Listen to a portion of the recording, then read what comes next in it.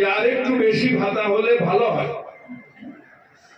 কিন্তু ভাই, যে সরকারের 2 লক্ষ কোটি টাকা 2 লক্ষ কোটি টাকা ওই বর্বর অত্যাচারী বিজেপি সরকার আটকে রেখে দিয়েছে কেন?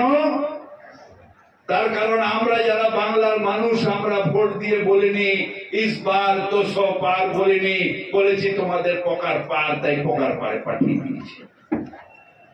সেই টাকা আটকে রেখে দিয়েছে। 100 দিনের টাকা আটকানো,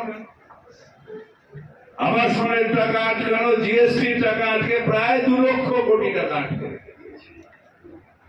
নিশ্চিত ভাবে এই টাকা থাকলে শুধু ইমাম ভাতা নয়, অনেক কিছু আমরা করতে হতো। এটা আমরা দিতে হচ্ছে। 100 দিনের কাজে মুখ্যমন্ত্রী আটকায়নি, তাকে দিতে হয়েছে। এই সবে সুপ্রিম কোর্ট বলেছে যে না, 100 দিনের কাজের টাকাটা দিয়ে দাও, সেন্টার করে দেবে কিনা জানি না। কিন্তু বকেয়া যে প্রায় কয়েক হাজার কোটি টাকা হয়ে গেছে, সেই টাকাটা দেবে কখন সেটা নিয়েও আমরা নিশ্চিত ভাবে দাবি দাবা করছি।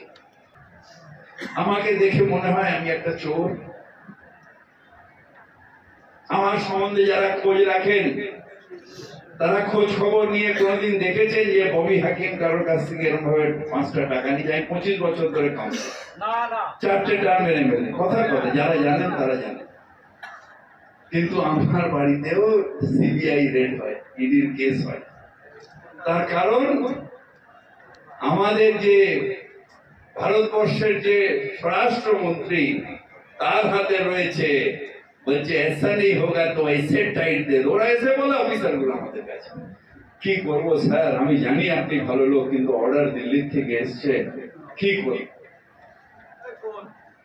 ঠিক আছে, ঠিক আছে। তার কারণ কারোর সামনে মাথা নত করবো না। এক আল্লাহ তাআলা ছাড়া কারোর সামনে মাথা নত করবো না।